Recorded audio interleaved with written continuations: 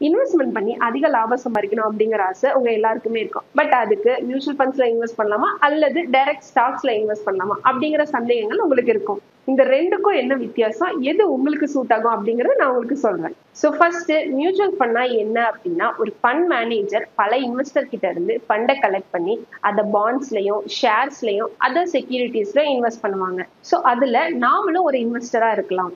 So second, stock இன்வெஸ்ட்மெண்ட்னா ஒரு demat account open பண்ணி நமக்கு பிடிச்ச ஸ்டாக்கை நாமளே சூஸ் பண்ணி பை பண்ணி அதுல இன்வெஸ்ட் பண்றது தான். ஸோ இந்த ரெண்டுக்கும் என்ன வித்தியாசம் அப்படின்னா, மியூச்சுவல் ஃபண்ட்ல நம்ம எந்த ஸ்டாக்கையும் செலக்ட் பண்ண தேவையில்லை, நம்ம எந்த ரிசர்ச்சும் பண்ண தேவையில்லை, நம்ம ஜஸ்ட் ஃபண்டை மட்டும் கொடுத்தோம்னா ஸோ எல்லாத்தையுமே ஃபண்ட் மேனேஜரே பார்த்துப்பாரு.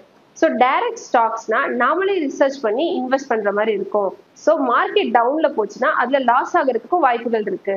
ஸோ மியூச்சுவல் ஃபண்ட்ல டைவர்சிபிகேஷனால இன்வெஸ்ட் பண்ற மூலமா ரிஸ்க் நமக்கு வந்து குறைவா இருக்கும். ஸோ நம்ம டைரக்ட் ஸ்டாக்ஸ்ல இன்வெஸ்ட் பண்ணும்போது அந்த நிறுவனங்களுடைய செயல்பாடுகளை பொறுத்து ரிஸ்க் அண்ட் ரிவார்ட் கிடைக்கும். ஸோ டைம் கமிட்மெண்ட்ல மியூச்சுவல் ஃபண்ட்ஸ்ல நம்ம குறைவான நேரம் மட்டும் செலவு பண்ணாலே போதும், மற்றதெல்லாம் ஃபண்ட் மேனேஜரே பார்த்துப்பாரு.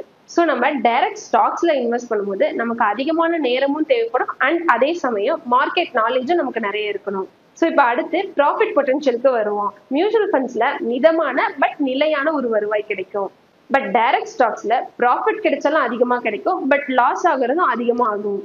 ஸோ இப்போ அடுத்து, எக்ஸ்பர்டைஸ் நீடட்ல பங்குச்சந்தை பத்தி தெரியாதவங்க கூட மியூச்சுவல் ஃபண்ட்ஸ்ல இன்வெஸ்ட் பண்ணலாம். ஸோ அடுத்து, நம்ம டைரக்ட் ஸ்டாக்ஸ்ல இன்வெஸ்ட் பண்ணோம் அப்படின்னா ஸ்டாக் மார்க்கெட்டை பத்தி நம்ம கண்டிப்பா தெரிஞ்சுக்க வேண்டியது இருக்கு.